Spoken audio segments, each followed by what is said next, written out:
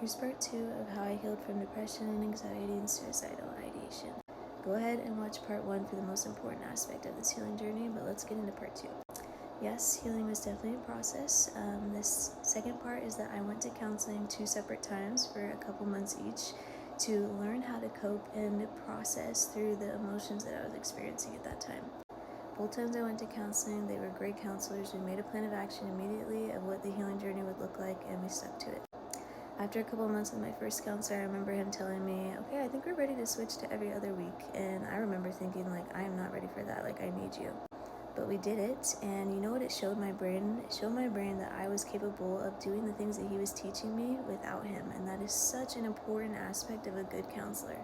They should be teaching you how to do these things without them, not creating a dependence where you have to go to them for years and years and years and years and years because you have not learned or don't feel like you can do this on your own, because you can and you should be able to. That's part of this natural healing journey. A couple weeks after doing 2 weeks, we went to once a month, and I remember that being another scary jump, but it showed me once again that I was capable of coping and that I could do what he was teaching me to do without him. So if you need to go to counseling, go to counseling. I recommend counseling over a psychologist, just with the whole medication and diagnosis thing. But just keep this in mind. Counseling should be short term, and the goal should be that you are gaining independence from your counselor, not a dependence on them. The counseling experience should totally just be to help you get something out and then be taught, okay, next time that this comes up, this is how you're going to cope with it, and this is how you're going to deal with it, and you can do it on your own now.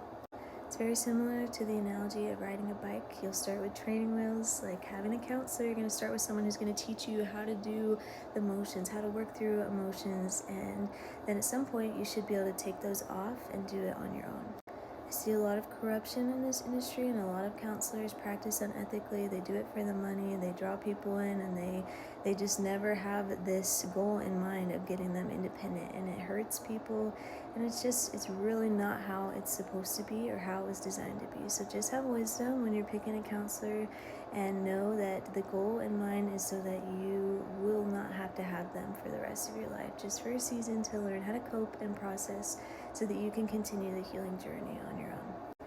And of course, if there's ever a moment where you hit a wall and you need them again, it's okay to go back, but the process should always be in mind that you have independence at some point.